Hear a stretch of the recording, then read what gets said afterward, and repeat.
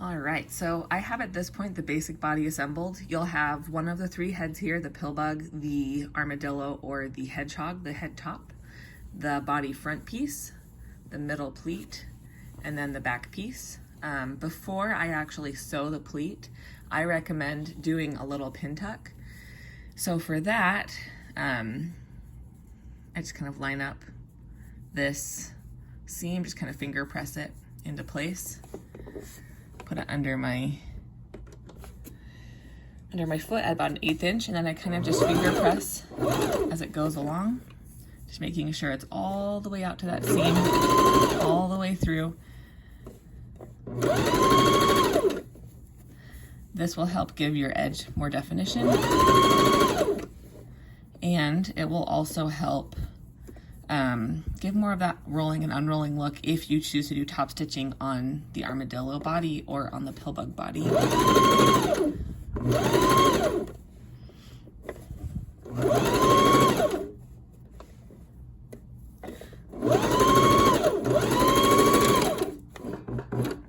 So this is the pleat edge that goes toward the head.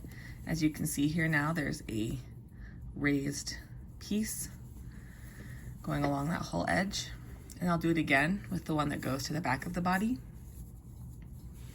Again, this is on both sides of the pleat piece of fabric.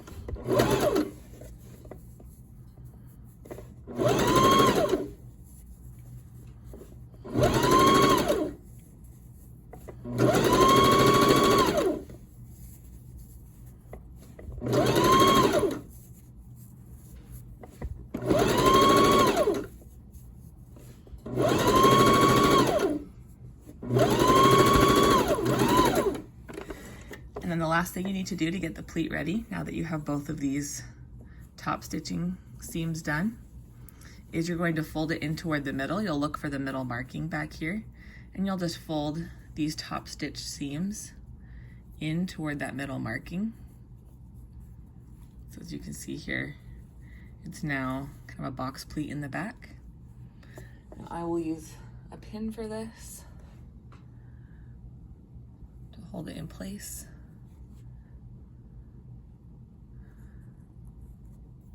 You want to keep these top stitch pieces touching as best you can. A little bit of extra wiggle room is not a huge deal either way, but try to keep them touching when you do this. And then I like to do an 1/8 inch, but as long as you're less than 1/4 inch, I'm just going to do some stay stitching here.